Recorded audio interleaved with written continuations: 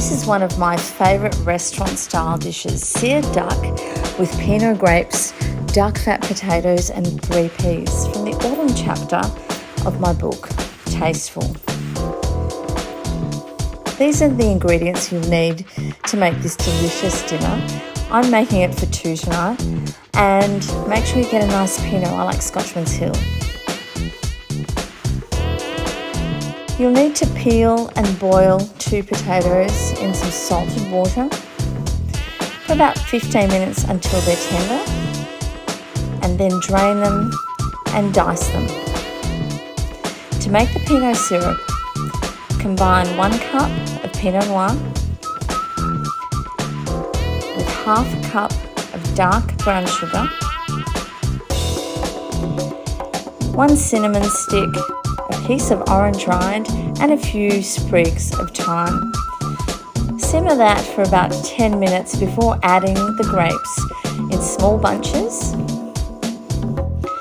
and simmer those for 5 minutes.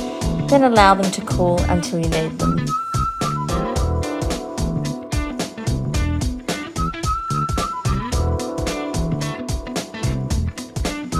To make the 3 peas, combine sugar snap peas, snow peas and frozen peas together in a fry pan with a cup of water and simmer until they're just tender.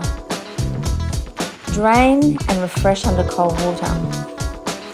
To prepare the duck, score the skin lightly with a sharp knife and then pat with a paper towel. Sprinkle liberally on both sides with salt and sprinkle the underside with a little bit of cinnamon. Place fat side down in a cold pan, then turn on the heat and cook for about 10 to 15 minutes until the skin is very crisp and the fat is rendered. Turn over briefly on the other side. Then remove onto an oven tray that's been lined with some thyme sprigs. Keep that duck fat in the pan.